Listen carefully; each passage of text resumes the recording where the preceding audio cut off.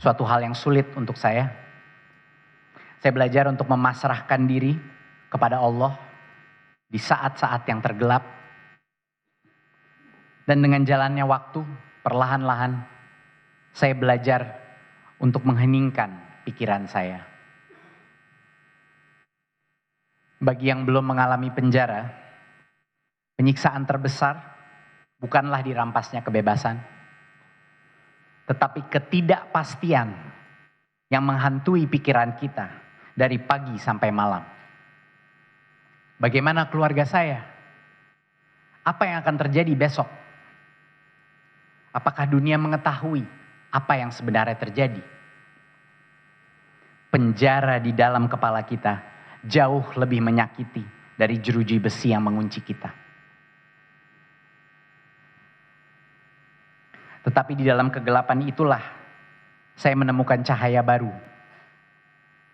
Cahaya baru di dalam diri saya. Penjara melatih saya untuk dapat beriman dalam ketidakpastian. Karena itu, saya dapat berdiri pada hari ini tanpa rasa takut.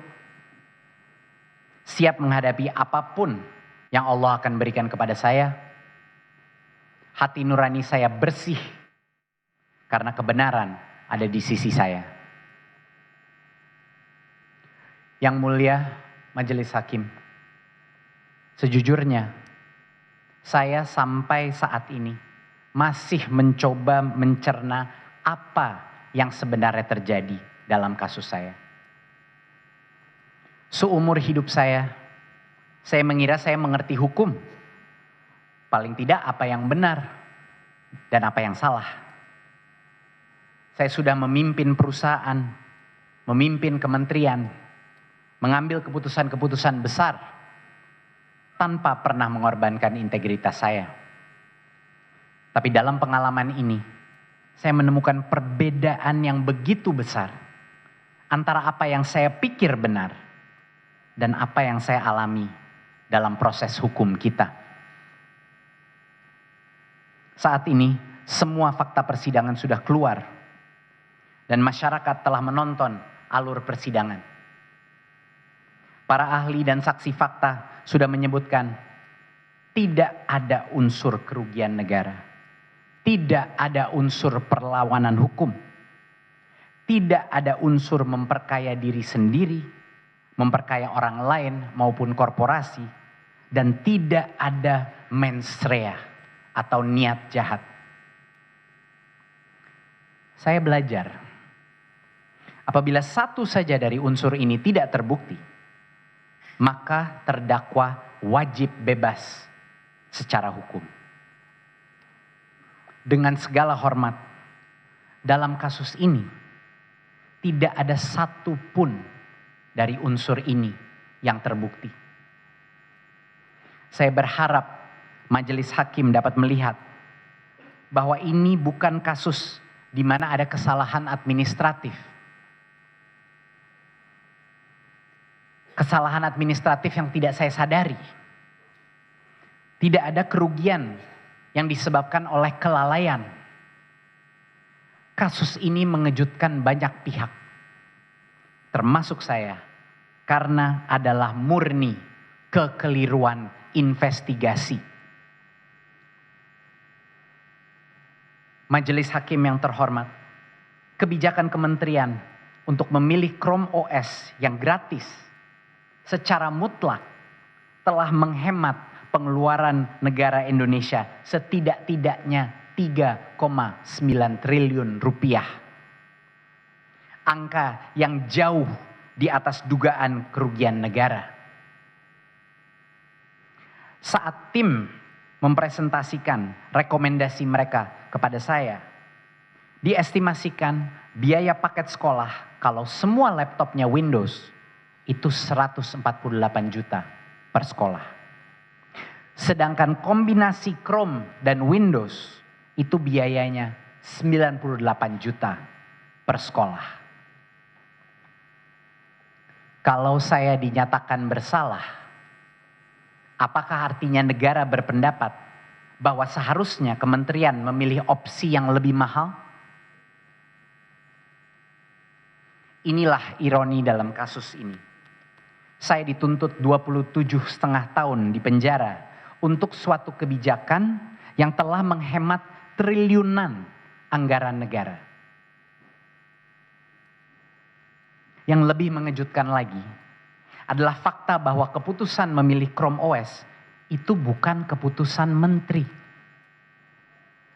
Saya tidak pernah menandatangani dokumen apapun yang berhubungan dengan pengadaan laptop Chromebook di bawah kementerian. Walaupun saya setuju dengan keputusan tim teknis yang telah menghemat anggaran begitu besar, kewenangan ini mutlak ada di level mereka. Saya dikaitkan dengan kebijakan ini hanya karena tim mengundang saya menghadiri satu meeting Zoom di tanggal 6 Mei 2020. Di mana saya dipaparkan rekomendasi kombinasi Windows dan Chrome OS yang akhirnya diubah lagi di level tim teknis ke 100% Chrome OS tanpa sepengetahuan saya. Faktanya, secara hukum administrasi negara, ini bukan keputusan menteri. Dalam kasus ini, kausalitas antara kebijakan dan kerugian negara tidak ada. Kalaupun ada kerugian negara berdasarkan markup atau kemahalan laptop, pemilihan operating system yang gratis tidak mungkin menyebabkan kemahalan harga laptop. Justru mengurangi harga. Faktanya jelas, hanya 3 pihak yang dapat menentukan harga beli laptop. Vendor, LKPP, dan PPK Kementerian. Dalam sidang, semua vendor, PPK, dan saksi LKPP secara serentak menyatakan saya tidak pernah terlibat atau melakukan intervensi dalam proses pengadaan. Kalaupun ada korupsi dalam pengadaan, bukanlah yang seharusnya menjadi tersangka adalah ketiga pihak tersebut. Apakah ada satupun dari ketiga pihak ini yang dijadikan tersangka? Tidak. Dalam persidangan ditemukan aliran uang dari salah satu mitra vendor ke belasan pejabat pengadaan setelah pengadaan selesai sebagai uang terima kasih. Tapi tidak ada yang dijadikan tersangka. Disinilah awal dari proses tukar badan. Demi prestasi. Demi ilusi penegakan hukum. Semua saksi yang menerima uang gratifikasi itu disulap menjadi saksi pemberat. Dan mungkin demi kebebasan mereka, BAP tertulis mereka mengikuti alur penyidik. Tapi alhamdulillah, di dalam persidangan, majelis pun merasa ini janggal. Dan yang mulia hakim membuka kejanggalan dengan menanyakan, kenapa berbagai BAP tertulis saksi jaksa persis sama? Seolah-olah di copy paste. Tapi kami melihat tangan Tuhan bergerak. Puluhan saksi jaksa diundang ke sidang. Dan mungkin karena mereka disumpah, kesaksian mereka sangat berbeda dengan BAP tertulis mereka. Sangat mengagetkan melihat jaksa frustrasi dengan saksinya sendiri. Terus mencoba membalikan kesaksian mereka kepada BAP tertulis. Mengapa begitu penting bagi jaksa untuk terus kembali pada BAP tertulis tersebut? Kalau yang menjadi pertimbangan utama adalah kesaksian dalam persidangan. Meskipun berada di dalam tekanan, saya menghargai kejujuran para saksi jaksa. Mereka serentak mengakui bahwa saya tidak pernah memerintah mereka untuk memilih Chrome OS, bahwa saya tidak pernah terlibat dalam pengadaan, dan saya tidak pernah diberitahu mengenai aliran dana apapun. Lebih dari 50 saksi fakta dan ahli dari JPU. Tidak satu pun yang membuktikan dakwaan. Majelis yang terhormat, di awal kasus ini, saya harus menghadapi berbagai gelombang fitnah yang direkayasa. Mungkin sebagai justifikasi untuk penahanan saya, narasi WhatsApp group disebarkan sebagai bukti niat jahat saya. Selama berbulan-bulan hoax ini disebarkan, tidak ada satu pun perbincangan WA group sebelum saya menjadi menteri mengenai pengadaan laptop maupun Chromebook, tetapi terlanjur viral. Orang-orang yang tadinya tidak percaya saya korupsi mulai mempertanyakan kejujuran saya karena fitnah ini.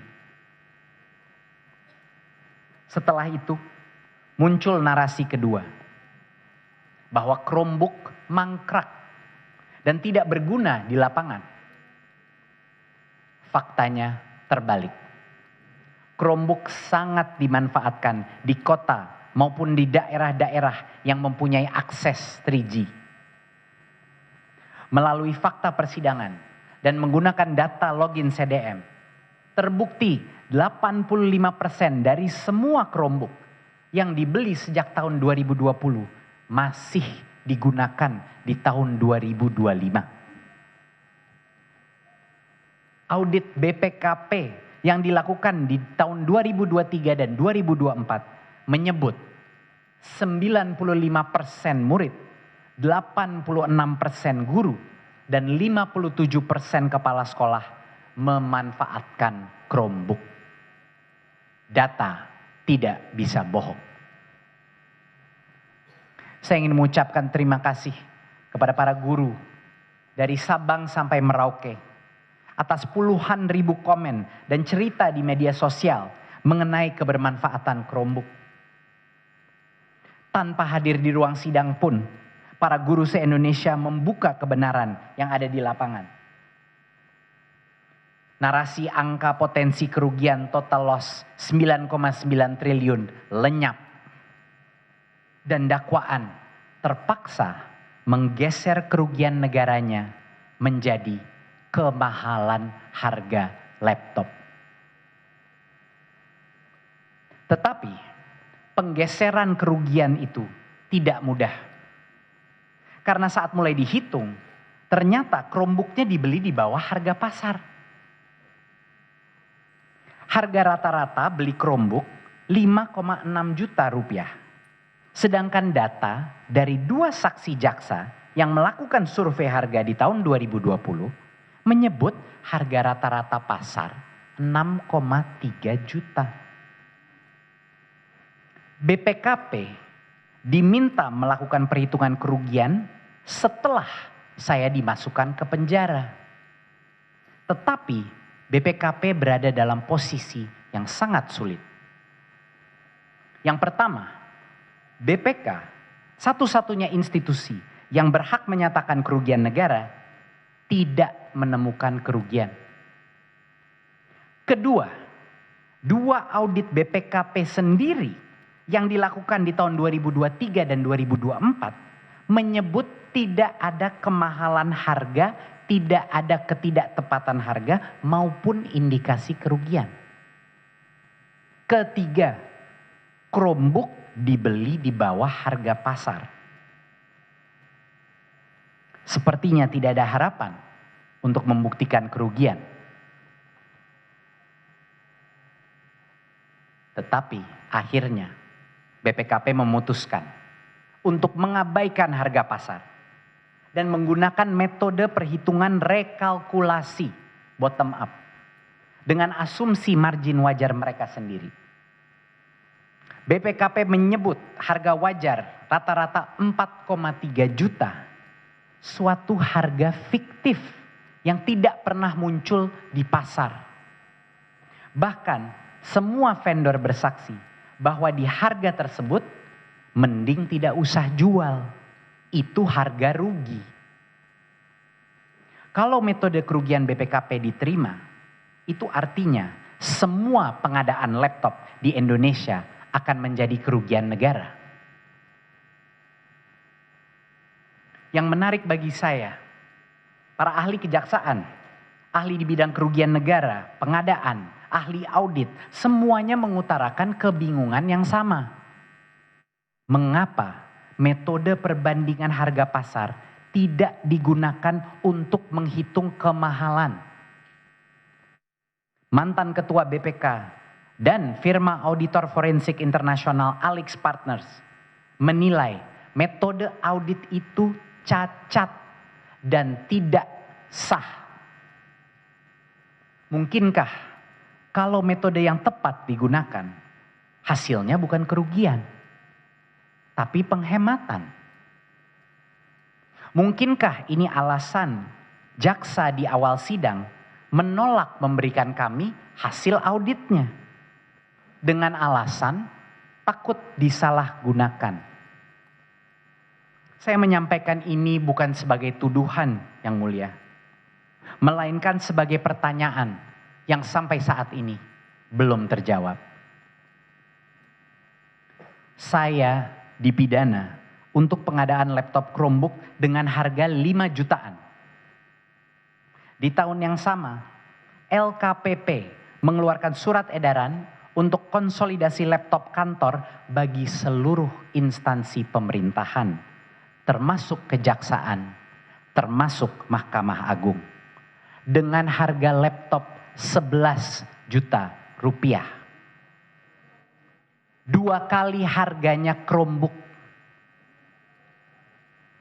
Tetapi yang dituduh kemahalan harga, yang dikasuskan adalah laptop harga 5 jutaan.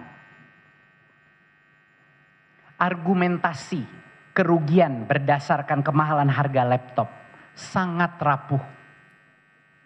Keterlibatan saya dalam pengadaan pun tidak ada.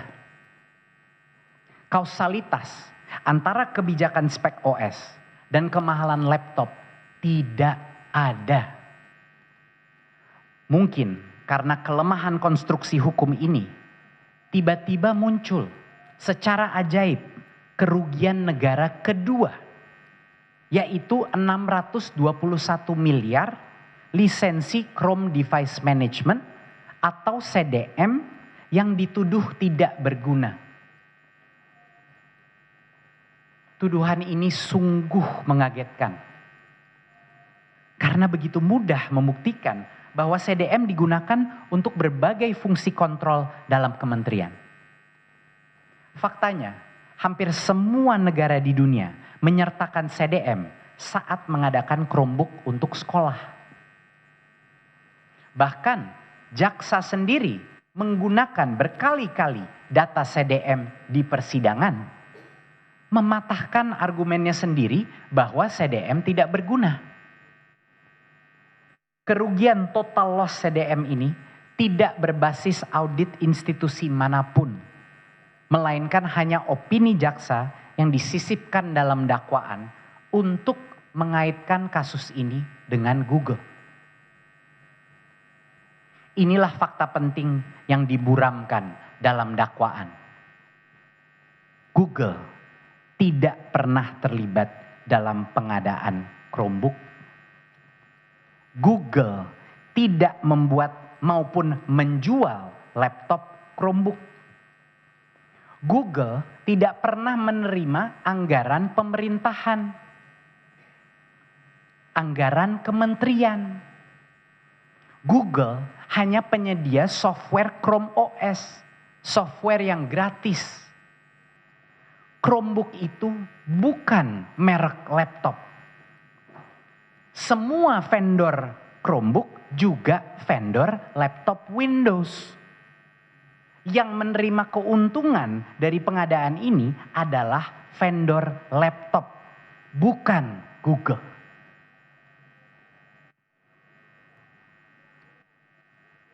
Investasi Google kepada Gojek dan pengadaan Chromebook adalah dua kejadian terpisah yang tidak ada hubungannya.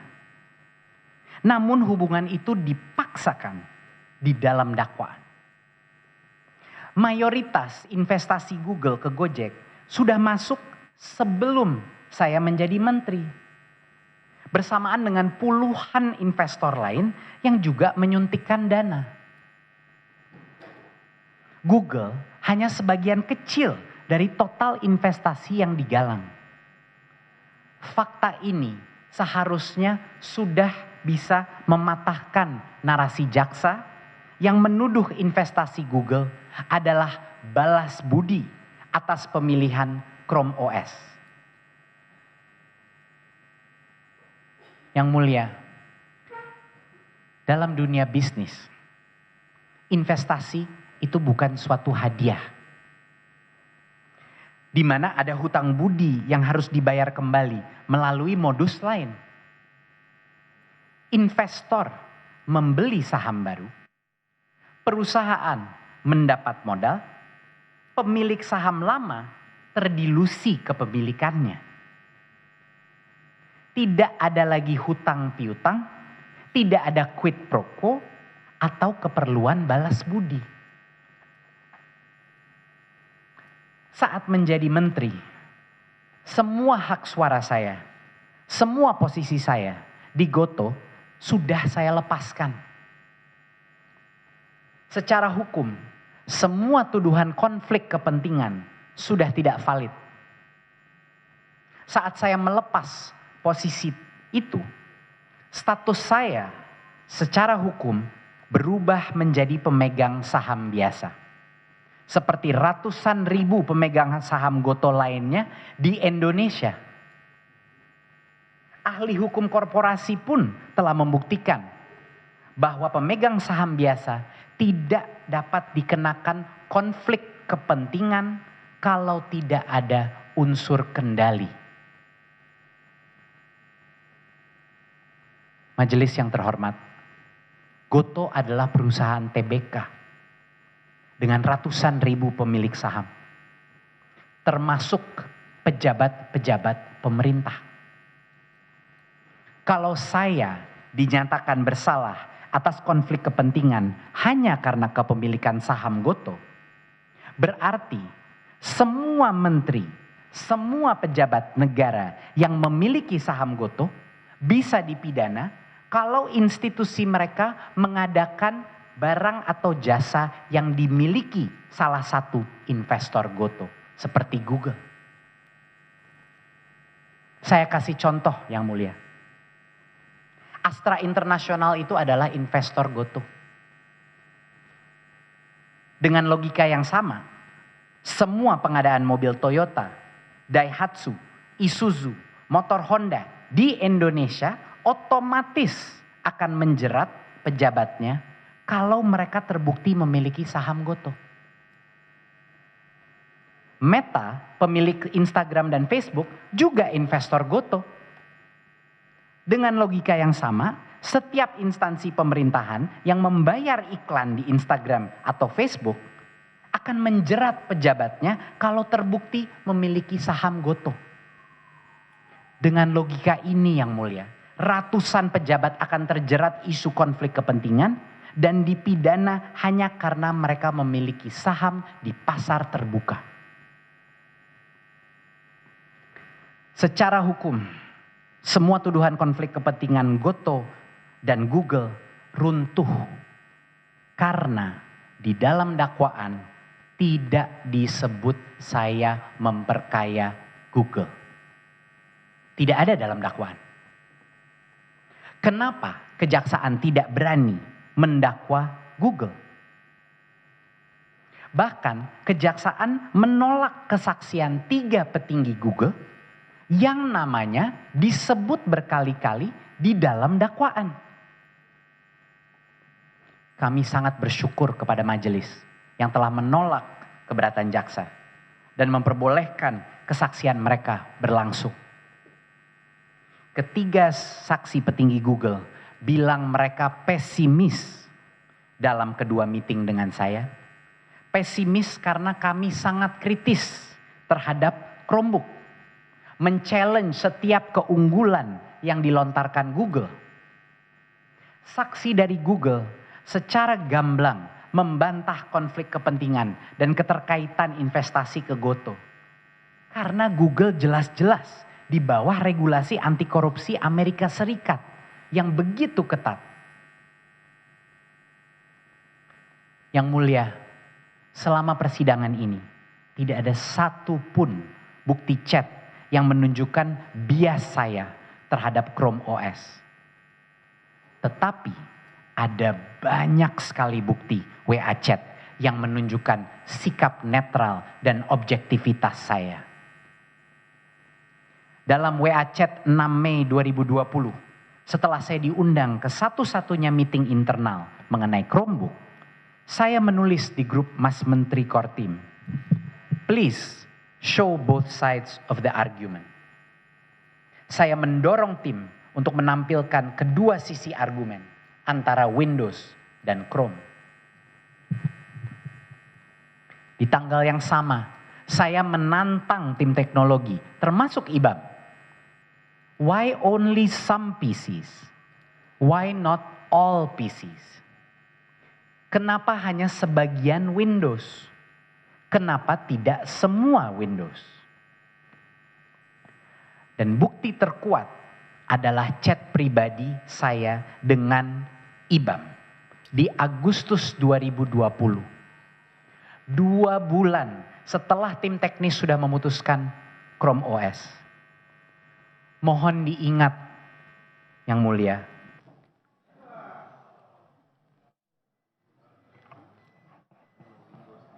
tes. Tolong IT, ada IT.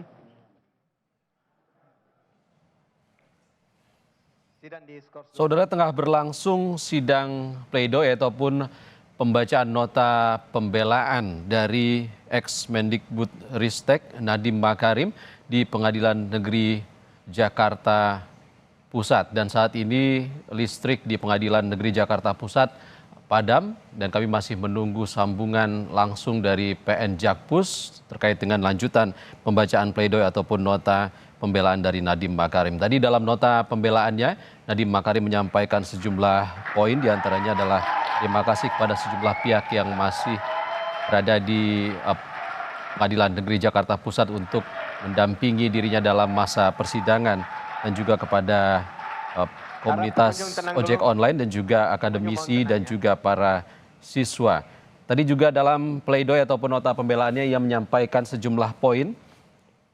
Ia membantah terkait dengan unsur kerugian negara yang dituduhkan oleh jaksa penuntut umum, dan ia juga menyampaikan tidak ada mens rea ataupun niat jahat seperti yang dituduhkan dan juga dituntut oleh jaksa penuntut umum. Baik, kita lanjutkan ya.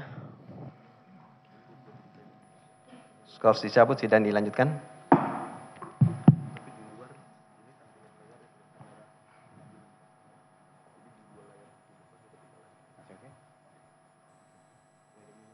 Baik, mohon pengunjung bisa menahan diri ya, tidak harus bertepuk tangan atau bersorak ya. Silakan terdakwa dilanjutkan pembacaannya. Bukti terkuat adalah chat pribadi saya dengan IBAM di Agustus 2020. 2 bulan setelah tim teknis sudah memutuskan Chrome OS. Mohon diingat Yang Mulia, satu-satunya chat pribadi saya ke IBAM mengenai Chromebook adalah memberi arahan ke IBAM untuk mempertimbangkan Windows. Dan IBAM setuju. Ya, ini fakta. Saudara, pembacaan pledoi atau nota pembelaan Nadiem Makarim masih berlangsung dan informasi terkini dapat Anda saksikan di program Kompas Siang. Breaking News Kompas TV kami tutup sampai di sini.